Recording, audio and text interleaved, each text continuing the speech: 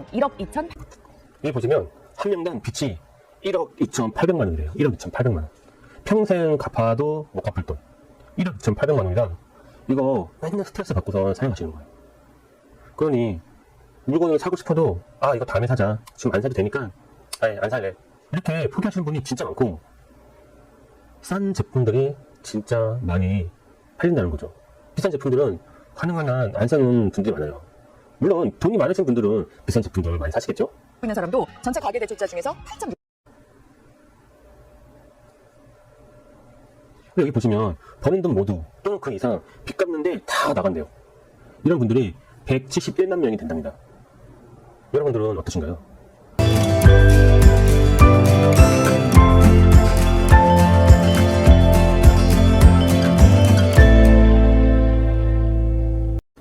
안녕하세요. 돈 버는 연구소 배소장입니다. 온라인셀러로 돈을 벌 수 있을까? 우리 온라인 창업을 시작하시는 많은 대표님들이 이 고민을 매일같이 하고 계실 거예요. 저 역시 이런 고민을 매일같이 하루에 수십 번도 하고 있어요. 특히 요즘같이 최악으로 치솟는 금리 그리고 이 불경기 속에서는 이런 생각들을 안 할 수가 없거든요. 저도 이런 생각을 하고 있는데 초보 대표님 같은 경우에 하지 않으시겠어요? 당연히 하시지. 그럼 왜 우리는 이런 생각을 해야 할 수밖에 없을까요? 제가 생각하기에는 그래요. 이 몇 년 전만 해도 이 온라인에는 셀러분들이 생각처럼 많지가 않았거든요. 그런데 지금은 셀러분들이 포화로 지금은 발 디딜 틈이 없을 정도로 많아요. 왜 그렇게 됐을까? 경기가 너무 안 좋다 보니까 대표님들 같은 경우에 생존을 위해서 따로 또 돈을 버셔야 되잖아요. 그러기 위해서는 보통 일 끝나고 대리운전을 하시든 투잡으로 해서 알바를 하시든 여러 가지 방법이 있었는데 이제 그런 일들도 돈이 안 되고 지금은 유튜브를 통해서 많은 정보를 얻고 온라인 셀러로 밥을 디디신 분들이 굉장히 많으세요. 그런데 문제는 이런 셀러분들이 너무나 많으시니까 너무나 많다 보니까 실질적으로 그 셀러분 한 분당 가져가시는 돈이 생각처럼 많지가 않다는 거예요. 근데 유튜브에서는 월 1,000만 원 번다, 월 1억 매출, 이런 영상들이 널리고 널렸잖아요. 그런데 과연 내가 이 셀러를 해서 그런 월 1,000만 원, 월 1억 매출 이렇게 올릴 수 있을까요? 한번 생각해 보셨나요? 제가 감히 말씀드리지만 그렇게 하기는 진짜 쉽지가 않아요. 왜냐면 그렇게 매출을 일으키고 순이익을 가져가기 위해서는 나도 굉장한 많은 투자를 해야 되거든요. 그런데 지금 이 온라인 셀러로 입문하신 초보 대표님께서는 돈이 없어요. 돈이 없는데 이 온라인 셀러를 해서라도 조금이나마 생활비에 보탬이 되기 위해서, 상승을 위해서 어쩔 수 없이 뛰어드신 분들이 진짜 많단 말이에요. 그런데 그런 분들이 과연 월 1,000만 원, 월 1억 매출 이렇게 할 수 있을까요? 저는 절대 어렵다고 봐요. 그리고 또 한 가지 이유를 말씀드릴게요. 영혼까지 끌어모아서 대출을 받았다는 이 영끌 통계가 나왔네요. 네. 굉장히 많은 것 같습니다. 이렇게 대출받은 사람이 450만 명 정도 된다고요. 네. 일단 우리나라에 가계빚이 있는 사람 전부 그거는 다 해서 1,978만 명 정도입니다. 네. 한 명당 평균 9,332만 원 정도의 빚이 있는 걸로 나오는데요. 이 중에서 3개 이상의 금융기관에서 동시에 빚을 지고 있는 사람, 한마디로 낼 수 있는 빚은 다 끌어모아서 내고 있는 영끌 상태라고 할 만한 다중채무자가 448만 명에 이르는 걸로 나타났습니다. 전체 대출자 중에서, 가계대출자 중에서 22.6%, 그러니까 5명 중 1명이 훌쩍 넘는 거죠. 3개 이상의 금융기관에서 빚을 지고 있으면 추가로 빚을 더 내기는 사실상 힘들다고 봐야 합니다. 한 개까지 빌린 상태고요. 여차할 경우에 흔히 말하는 돌려막기도 어렵습니다. 이렇게 이른바 영끌족이라고 할 수 있는 사람들이 1분기보다도 2만 명 더 늘면서 관련 통계를 만들기 시작한 이래 역대 최대 규모로 늘어나 있습니다. 보셨죠? 지금 우리나라 경기가 진짜 말이 아닙니다. 있는 모든 걸 영끌을 해서 집을 사거나 하신 분들이 진짜 많아요. 그런데 어떻게 됐죠? 그 금리가 2배가 올랐어요. 2배. 최소 2배가. 그러면 평소 한 100만 원만 갚아도 되던 게 200만 원을 갚아야 돼요. 그리고 맞벌이 하시는 부부님들 같은 경우에 둘이 해서 그냥 600만 원을 번다고 계산을 하면 한 2억을 비쳤어요. 그래서 월 200만 갚으면 되는데 그 200이 이제 6%를 올라서 400을 갚아야 돼요. 400을. 그러면 600만 원을 받으면 600만 원 월급을 받아봤자 그냥 쩍썩 은행에서 가져가 버리는 거예요. 400만 원을. 그런데 그 200만 원 가지고 어쩔 수 없이 숨만 쉬면 나가는 돈, 생활비 같은 것들 그런 거 빼고 물건을 사야 되는데 그 소비자분들이 이제 물건을 안 산다는 거예요. 판매자분들이 물건을 올려봤자 안 사요. 안 사. 절대 안 삽니다. 왜? 물건을 사야 우리가 또 부자가 될 수가 있는데 이 물건을 사주는 소비자분들 자체가 돈이 없기 때문에 물건이 안 팔리는 거예요. 그런데 어떻게 우리가 돈을 벌 수가 있을까요? 가계 대출자들보다 컸습니다. 한 명당 1억 2천. 여기 보시면 한 명당 빚이 1억 2,800만 원이에요. 1억 2,800만 원. 평생 갚아도 못 갚을 돈. 1억 2,800만 원이라 이거 맨날 스트레스 받고서 살아가시는 거예요. 그러니 물건을 사고 싶어도 이거 다음에 사자. 지금 안 사도 되니까 안 살래. 이렇게 포기하시는 분이 진짜 많고 싼 제품들이 진짜 많이 팔린다는 거죠. 비싼 제품들은 가능한 한 안 사는 분들이 많아요. 물론 돈이 많으신 분들은 비싼 제품들 많이 사시겠죠? 있는 사람도 전체 가계 대출자 중에서 8.6. 여기 보시면 버는 돈 모두 또는 그 이상 빚 갚는데 다 나간대요. 이런 분들이 171만 명이 된답니다. 여러분들은 어떠신가요? 우리들 역시 마찬가지예요. 우리도 물건을 팔기 위해서 은행에서 대출을 받아서 물건을 사시는 분들이 많잖아요. 근데 그 대출 빚이 2배로 올랐어요. 그 이자죠, 이자율이. 근데 쿠팡 같은 데서는 청산도 굉장히 늦어요. 두 달이나 걸려요. 정확히 말하면 70일 정도 되겠죠? 그런데 어떤 유튜버는 월 1,000만 원 벌 수 있어. 월 1억 매출인데 포기를 해? 선정선 하면 되잖아. 이렇게 이상한 소리를 하시는 분들도 많아요. 저는 그런 분들을 보면은 참 화가 납니다. 그러니까 이런 상황 속에서도 돈을 버시는 분들이 있긴 있거든요. 그러니까 어떻게 하실지는 자신이 판단하는 거기 때문에 제가 뭐라고 말씀을 드릴 수는 없지만 현실은 이렇다. 현실은 이렇다는 것들을 꼭 감안하고 시작을 하셔야 될 것 같아요. 공기자 요즘 물가도 그렇고 이 살림살이 빠듯하다고 하는 분들 많죠. 네. 실제로 최근 우리나라 사람들의 이 소비 여력이 떨어지고 있다는 게 숫자로도 확인이 된다고요. 네, 통계청이 집계하고 있는 올해 2분기 우리 가계의 월 흑자익 평균이 114만 1,000원으로 집계됐습니다. 딱 1년 전에 비해서 13.8%나 줄어든 겁니다. 가계 통계에서 월 평균 흑자익이라는 게 도대체 뭐냐? 그러니까 우리 가족이 번 돈에서 세금과 국민연금 같은 준조세격의 돈을 다 내고 대출이자도 내고 그리고 식비 같은 소비 지출에 쓴 돈도 빼고 그러고도 남는 돈을 뜻합니다. 한마디로 우리 집에서 다달이 나가고 있는 이런저런 비용들을 다 뺀 다음에 남은 돈, 여윳돈을 말하는 건데요. 그 여윳돈의 감소세가 올해 매우 가파르다는 얘기입니다. 그러니까 여러 가지 요인들이 겹쳐 있죠. 일단 금리가 높아진 게 큽니다. 우리나라는 가계부채 규모가 GDP의 100%를 훌쩍 넘을 정도로 너나 할 것 없이 빚을 지고 있는 나라죠. 그런데 2년 전부터 갑자기 금리가 높아지기 시작하면서 원금의 규모는 비슷해도 내야 하는 이자의 규모가 점점 더 커지고 있습니다. 2분기에 가계가 이자 비용으로 지출한 돈, 그냥 전 국민 평균으로 내면 집마다 월 평균 13만 1,000원인데요. 관련 통계를 작성하기 시작한 이래 가장 큰 돈이고 소득 대비해서도 가장 부담이 커졌습니다. 지금 표에서 보고 계신 것처럼 금리가 오르기 시작한 이후로 이자 부담이 급격히 커지는 모습이 뚜렷하게 나타나고 있습니다. 이자 부담이 이렇게 우리의 돈이 되는 소비자분들 자체가 돈이 없어요. 돈이 쓸 돈이 없고 월급을 받아도 그 월급에서 다 원금 그분들이 빌린 대출에 원금과 이자로 쭉 빠져나가기 때문에 그 남는 여윳돈 자체가 없는 거예요. 그러니 우리 물건을 사겠어요? 못 사겠어요? 그 돈 자체가 없는 거예요. 그런데 또 무작정 5천만 원 번다, 월 1억 매출 올린다 이렇게 말하시는 분들은 진짜 생각이 없는 거라고 봐요. 이 영상을 보시는 대표님들은 잘 판단을 하셔야 돼요.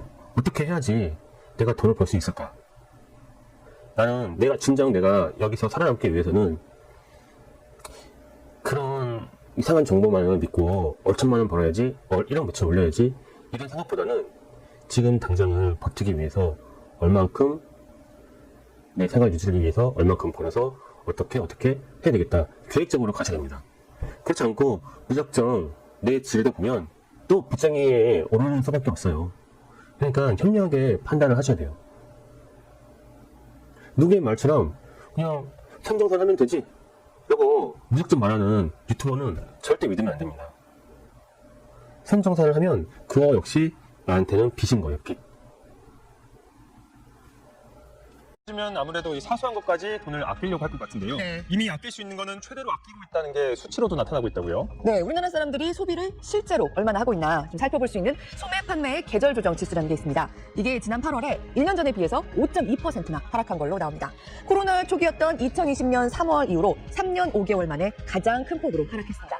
이거는 물가가 비싸져서 돈을 더 많이 쓰고 있는 걸로 보이는 착시 효과나 계절적인 요인 또는 휴일에 가게들이 문을 닫아서 돈을 덜 쓰는 걸로 보일 수 있는 착시 효과까지 모두 배제하고요. 진짜 소비 수준을 볼 수 있는 지표라고 할 수 있는데요. 일단 먹고 싶은 것도 많이 참는 모습이 보입니다. 워낙 비싸져서 식료품을 많이 살 수가 없는 거죠. 8.3%나 줄었고요. 여기 보시면 식료품도 8.3%나 줄었고, 옷, 우유도 7.7%, 숙박이나 음식점 이런 것들도 4.4%나 줄었네요. 모든 것들이 다 마이너스예요. 왜? 소비자들이 돈이 없으니까 이제 쓸 돈이 없는 거예요. 잘 보셨나요? 제가 보기에는 온라인, 지금 이 상황에서 온라인 셀러로, 우리가 온라인 창업을 해서 셀러로 돈을 버는 거는 그리 쉽지가 않다. 저는 이렇게 말씀드리고 싶습니다. 그런데 이런 것들이 있어요. 그렇다고 해서 제가 무작정 포기를 하라는 게 아니에요.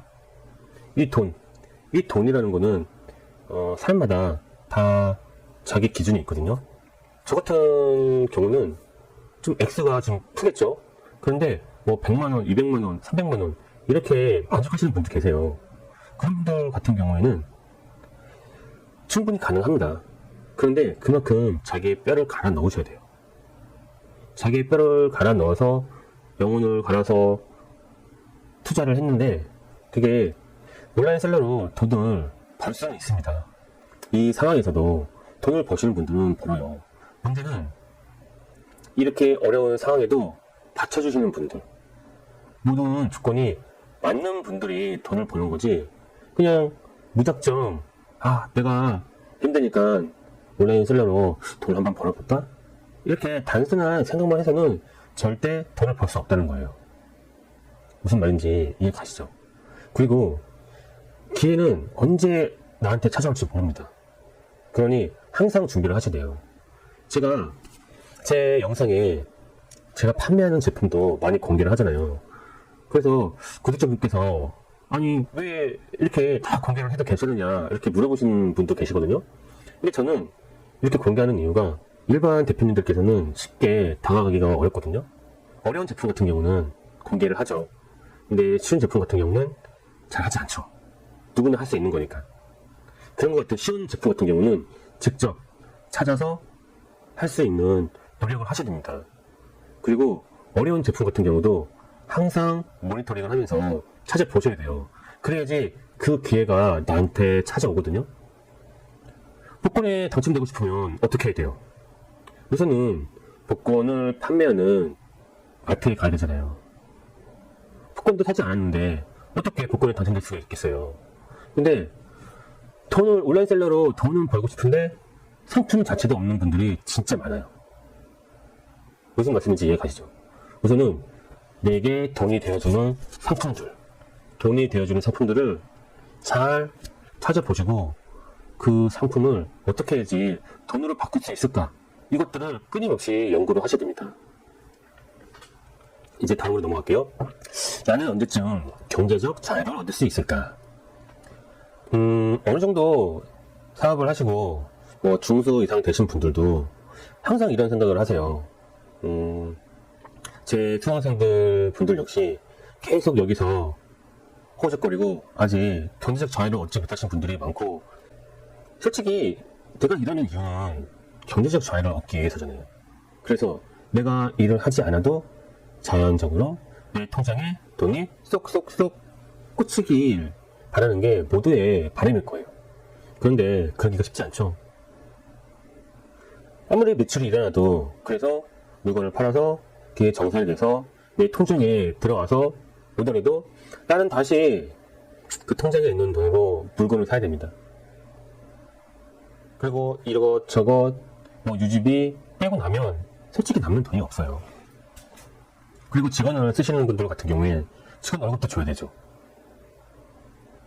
그러니 월 1,000만 원 벌어봤자 이거는 경제적 자유가 아니에요. 경제적 자유가. 이거는 저도 아직까지 경제적 자유를 얻었다고 할 수가 없는데요.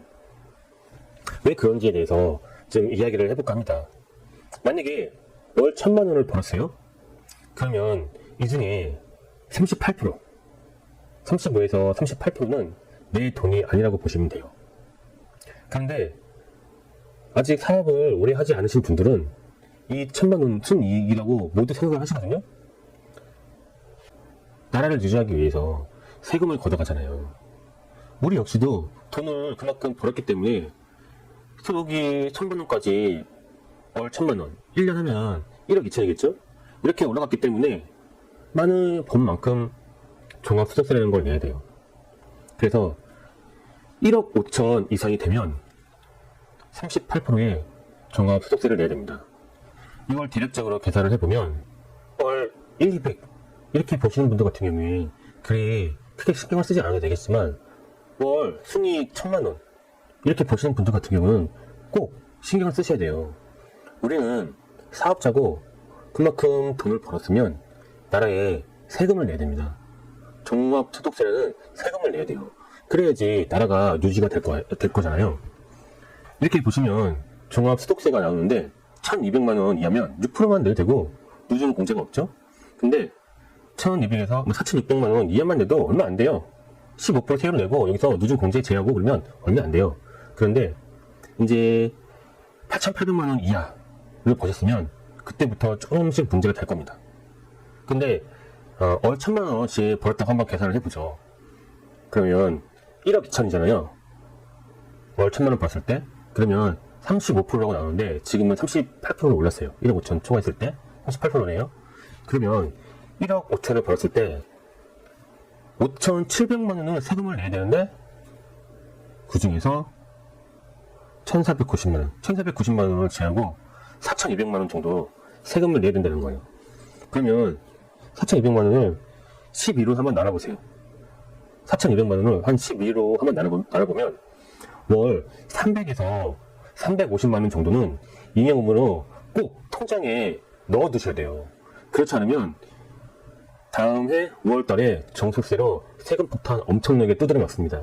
즉 지금 내가 1,000만 원을 순이익으로 벌고 있다고 착각하시는 분들이 계시는데 이 1,000만 원에서 350, 400을 빼셔야 돼요.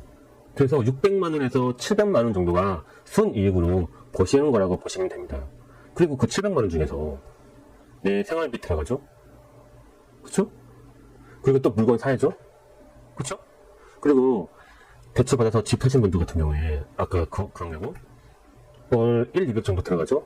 이런 거 다 재고 나면 실질적으로 남는 게 그리 없다는 거예요. 한 2, 300 정도 남을까? 그러면 한 300 정도 치고 300만 원 남는다 치고 1년 모았다가 한번 생각해 보세요. 그래봤자 3,600만 원입니다. 이 3,600만 원을 10년간 모았다고 생각해 보세요.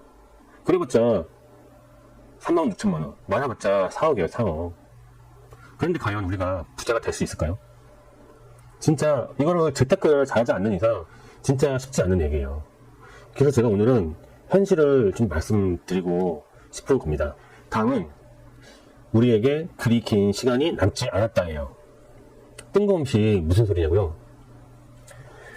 이제 우리나라는 초고령화 시대로 점점 다가가고 있어요. 지금은 고령화 시대고 몇 년 가지 않아 초고령화로 진입을 할 겁니다. 그렇게 되면 우리 물건을 사줄 사람들이 얼마 되지 않는다는 거예요. 한 10년 정도 됐나? 그때쯤 되면 우리나라 인구가 4,800만, 4,500에서 4,800만 명이 된대요. 그만큼 인구가 팍팍 줄어든다는 거죠. 그러면 여러분들 지금 나이가 어떻게 되시나요? 저 같은 경우는 이제 50이 되려면 멀지 않았거든요. 그러면 10년 후? 못 벌어요. 일을 하지도 못하고. 그 나이 돼서까지 계속 모니터 보면서 컴퓨터 하면서 할 수 있을까요? 절대 못해요. 그러면 난 아직 젊어. 계속 컴퓨터에서 내 시간과 모든 노력을 투자를 할 수 있어 라고 생각하시는 분들, 과연 5년 후, 10년 후에도 가능할까요? 제가 아까 말씀드렸죠. 그렇게 힘들게 하셔도 10년을 벌으셔도, 그러니까 순이익 1,000만 원이에요. 순이익 1,000만 원을 하셔도 실질적으로 내가 버는 돈, 진짜 은행에 꽂힌 돈은 몇백만 원 되지 않는다고 말씀드렸어요. 그런데 이렇게 가다가 5년, 10년이 된다고 한번 생각을 해보세요. 과연 우리나라 온라인이 진짜 이전처럼 계속 상향 곡선을 그릴 수 있을까요? 지금 이미 다운 곡선을 그리고 있어요. 그래서 저는 온라인 시장이 그리 순조롭지는 않다 이렇게 생각을 하거든요. 이 초고령화로 인한 우리가 할 수 있는 일이 그리 많이 남지는 않았다. 이거 꼭 생각을 해 두시고 이 남은 시간 동안 우리는 최선을 다해야 됩니다. 그렇지 않으면 우리는 평생 여기에서 벗어날 수가 없다고 저는 생각을 해요. 오늘은 여기까지 지금 말씀을 드릴 건데, 더 궁금한 사항이 있으면 뭐 댓글로 문의 남겨주셔도 되고요. 온라인 사업을 하고 싶으신 대표님들, 그러니까 제가 지금까지 이 세 가지, 한 개, 두 개, 세 가지 문제점에 대해서 말씀을 드렸어요. 이것들을 다 고려를 해서 진짜 내 영혼까지 갈아 넣어서 5년, 10년 이내에 내 경제적으로 자유를 어느 정도 얻고 싶으신 분들, 그런 분들만 지금 댓글로 해서 문의를 좀 남겨주시면 제가 연락을 드리든 아니면 연락을 주시든 해서 저는 따로 네트워크를 만들어서 우리만의 세계를 만들어 보고 싶어요. 그렇지 않고 무작정 그냥 개인이 혼자서 도전을 하시면 계란으로 발치라고 저는 생각합니다. 제 말씀이 이해가 가셨다면 댓글로 문의 남겨주시고, 제가 오늘 너무 부정적인 말씀만 드렸는데 그래도 희망은 있을 거예요. 우리가 열심히 한다면 희망이 있을 겁니다. 꼭 희망 잃지 마시고 화이팅 하세요. 감사합니다. 지금까지 돈 버는 연구소 배수정이었습니다. 그리고 좋아요, 구독 부탁드립니다. 감사합니다.